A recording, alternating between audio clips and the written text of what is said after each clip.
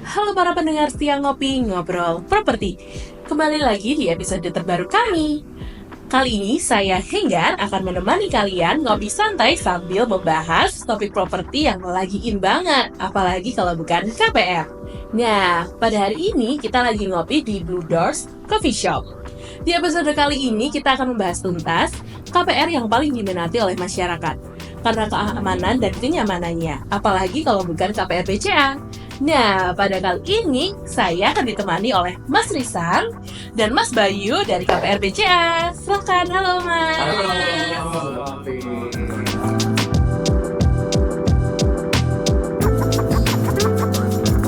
Halo Mas, kabar baik?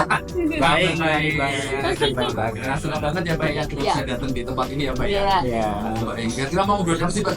Nah, kita mau ngobrolin tentang KPR nih. Kan banyak banget KPR-nya BCA itu kan paling diminati nih. Jadi aku mau tanya-tanya apa aja gitu ya. Boleh ya? Dari A sampai Z kita udah siap menjawab. KPR di BCA ini kan termasuk yang sering berinovasi nih. Nah, apa sih bedanya KPR di BCA dengan KPR di bank-bank lain? Oke. Mungkin bisa dimulai dari Mas Rizal. Oke, kalau ngomongin perbedaan, sebenarnya kalau kita ngomongin KPR pasti hampir mirip-mirip lah ya, intinya kan kredit pemilikan rumah. Iya. Pasti dari bank-bank lain pun juga ada jenisnya, entah itu KPR pembelian atau KPR refinancing atau mungkin renovasi.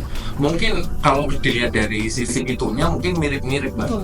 Tapi apa yang membedakan sebenarnya sih kalau dari BCA itu dari sisi bunganya Mbak.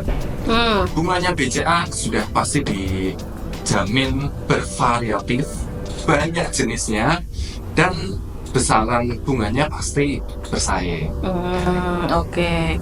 Mas Bayu ada yang ditambahin mungkin? Oke, sama bunga BCA itu tadi sempat disampaikan kalau bunga BCA itu kan bervariatif ya, Mbak Henggar ya. Bunga BCA itu ada banyak skema, ada skema fix, ada fix panjang, ada fix and cap, ada fix berjenjang. Jadi itu nasabah bisa ini bebas milih sesuai kebutuhannya nasabah seperti itu. Oke. Nah, KPR BCA ini kan sering dianggap cepat dan mudah nih.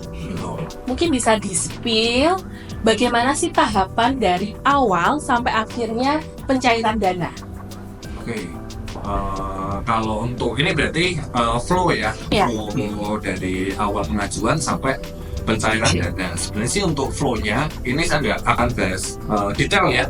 Mungkin secara garis besarnya pasti kalau mau pengajuan harus melengkapi dokumen dulu dong, pasti itu dokumen pengajuannya. Tenang aja, kalau di BCA dokumen pengajuannya nggak yang ribet-ribet.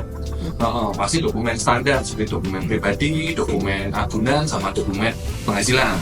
Udah, itu aja. Terus setelah dokumennya lengkap, nanti akan lanjut ke proses appraisal. Nah, di proses appraisal ini kan nanti kan dari pihak banknya, dari pihak KJPP akan menilai propertinya. Oke, setelah appraisal nanti lanjut proses analisa.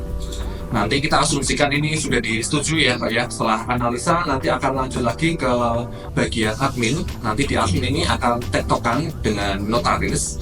Nah, kalau pengajuannya KPR jual beli, berarti nanti akan ada pengecekan sertifikat di BPN dan pembayaran pajak jual beli. Kalau itu sudah beres, nanti kita bisa langsung jadwalkan akad kreditnya. Cuman kalau pengajuannya KPR refinancing, berarti pajak jual belinya nggak ada Mbak. Jadi begitu approve, langsung sertifikat masukin ke notaris, cek BPN, hasilnya oke, clear, kita bisa langsung jadwalin akad kreditnya. Gitu. Oke, sama mau menambahkan lagi nih Mbak Henggar, di BCA itu ada fitur rumah saya yang dimana ketika proses KPR, nasabah itu bisa ngecek loh gimana sih posisi saat ini keadaan KPR-nya, apakah lagi pengecekan notaris, apakah lagi proses analisa, itu bisa loh dicek di rumahsaya.bca.co.id di halaman pengecekan proses KPR. Jadi kalau KPR di BCA itu bisa kita bilang lebih transparan ya? Yes, benar. Pasti kan kita pengen tahu yang banyak masuk, kita udah ngajuin ini sampai mana sih prosesnya. Seperti di info Mas Bayu kita bisa cek mandiri lewat rumah saya .bca.co.id. Benar sekali, Pak. Lebih simpel, lebih transparan, lebih enak juga untuk para debiturnya gitu kan? Oke. Nah, ini tadi kan sudah sempat Mas Risang colek nih masalah bunga gitu ya. Bunganya di BCA ini berapa sih, dan apakah bisa bersaing nih sama bank-bank lain? Pasti Mbak, kalau kita ngomongin bersaing, bunga kita pasti bersaing. Untuk program yang saat ini kita start bunganya dari 4% Mbak. Untuk fix 3 tahun kita 4%, itu murah banget.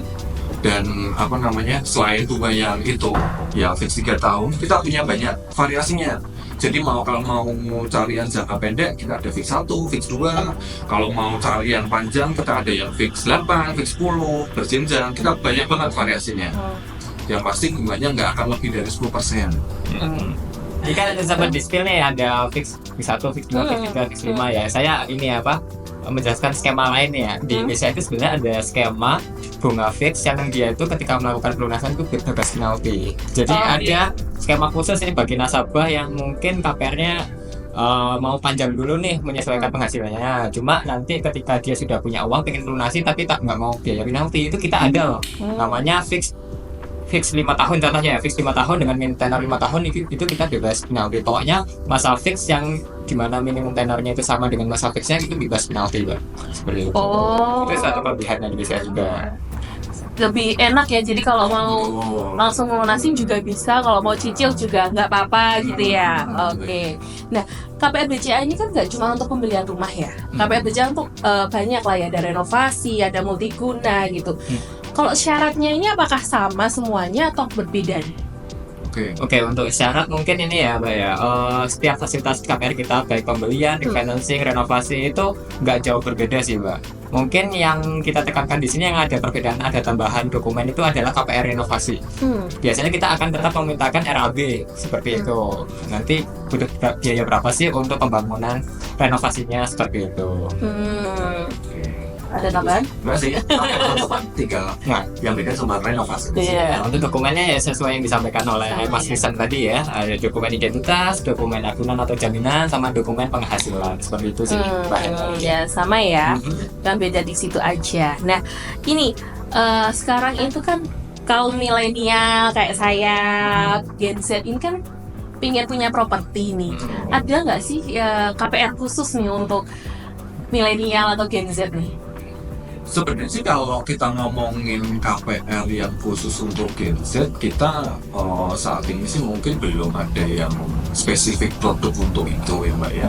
Cuma kan kadang-kadang kalau Gen Z itu kan mesti kan mungkin dia baru lulus kuliah, terus mungkin pada istilahnya dia juga baru fresh graduate, baru masuk mungkin setahun 2 tahun ya kan, gajinya mungkin belum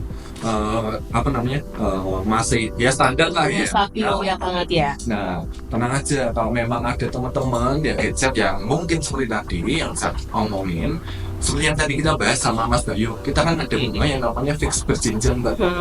Fix berjenjang itu kita ada yang fix berjenjang 3 tahun, 3 tahun, dan 4 tahun. Jadi nanti di 3 tahun pertamanya bunganya akan lebih murah. Terus nanti 3 tahun selanjutnya akan naik dikit, terus ya 4 tahun berikutnya akan naik dikit. Jadi di awal pengajuan KPR angsurannya nggak akan langsung tinggi.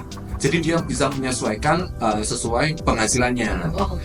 Pastikan kalau gadget kan ini ya motivasi bekerjanya kan masih ini karena masih muda ya. Dia akan stay di posisi itu terus dia akan naik nyari gimana biar bisa naik jabatan atau apa sehingga penghasilannya pun pasti akan naik. Nah itu bisa dipertimbangkan Mbak untuk sama ada spesialnya nih Mas Rizal kalau fix berjenjang ya. Kita kalau pembelian primary ya, pembelian dari developer kanannya kita, itu kita ada suku bunga berjenjang khusus yang minimal tenornya itu bisa sampai 15 atau 20 tahun. Jadi itu nasabah yang beli di primary rekanannya kita itu bisa loh nggak kena floating seperti itu. Sampai 20 tahun. Sampai 20 tahun Mbak. Jadi bunganya udah ditetapin aman sudah ditetapin, udah di PK-nya itu perjanjiannya pada waktu ada. Lebih memudahkan dan lebih irit lah ya. Karena kan mungkin kita nanti di tahun ke-10 sebenarnya jadi berapa ya. Yang pakai BCA yang ini dia akan udah tahu nih di tahun ke-5 nanti angsurannya akan berapa juta, tahun ke-10 nanti berapa juta. Nah, ini kan pastinya BCA punya syarat dan ketentuan untuk properti yang akan di-ACC untuk KPR. Nah, kelayakan propertinya itu seperti apa aja sih? Oke, mungkin saya agak menjawab simpelnya aja ya. Kita biasanya mengambil properti yang dimana itu jalannya bukan yang jalan yang bisa dilewati satu mobil aja. Mungkin apa namanya tidak dekat makam, tidak dekat sutet. Tahu sutet kan dia Tahu, pakai ya? tahu. Oke. Terus ya itu apa namanya tidak dekat kuburan gitu ya. Seperti itu sih. Ada. Nambahin lagi ya paling ya sebenarnya sih seperti itu sih kan kita nggak terlalu ribet kok untuk yang adunan, yang penting nggak seperti yang disampaikan Mas Bayu tadi, kita masih bisa inilah, kita bisa bantu ya. Kenal. KPR BCA pasti kita Iya. kita Perlu. berikan solusi. Perlu konsultasi juga bisa loh teman-teman ya. Sebelum mengajukan KPR, aduh bingung kira-kira aksesnya nggak ya. Bisa nih mungkin di skill dikit terkait pengajuannya, kita bantu konsultasi juga bisa. Jadi ada bisa bantu konsultasinya ya. Pasti bisa. Oke. Nah, ini udah punya pertanyaan terakhir loh. Perkembangan ya. Padahal pikirnya kita mau sampai Iya. Sudah di pertanyaan terakhir, Mas Risa sama Mas Bayu, ada nggak nih pesan untuk teman-teman pendengar yang mau mengajukan KPR di BCA? Ya pasti nggak usah takut ngajuin KPR. Kadang-kadang kita kan sering membaca di mana di forum, aduh kok ngambil KPR kayak gini ya, nanti apa namanya kita nggak dikasih tahu nih bunganya di tahun sekian, tentang suratnya jadi melonjak. Tenang, kalau teman-teman ngambil KPR-nya di BCA, kita seperti yang tadi Mbak bilang, kita transparan. Iya. Soal bunganya, soal prosesnya bisa dicek sendiri. Jadi nggak usah takut ngajuin KPR, apalagi ngajuin KPR-nya di BCA. Yang pasti aman seperti itu ya. Iya. Satu itu, terus yang kedua pastiin legalitasnya Mbak. Iya. Jangan ngasal, kadang kan mungkin kita udah seneng sama rumahnya, kita tuh aku pokoknya pengen itu, ternyata legalitasnya ini bermasalah. Iya. Nah, kalau ngajuin di BCA kita pasti akan cek legalitasnya, sehingga ketika kalau yang sudah lunas KPR-nya, sertifikat pasti akan kembali ke tangan teman-teman. Oke. Ada tambahan Mas Bayu? Sudah sama sih sebenarnya. Oke. Pembicaraan kita hari ini sangatlah mencerahkan, apalagi buat teman-teman nih yang mau mengajukan KPR. Jadi bisa salah satunya datang ke BCA ya, datang aja, konsultasi dulu nggak apa-apa. Dan terima kasih untuk Mas Risang, terima kasih untuk Mas Bayu untuk waktunya dan informasinya. Iya. Sama-sama Mbak Inga. Iya. Ditunggu pengajuan KPR-nya teman-teman. Ditunggu ya teman-teman semuanya.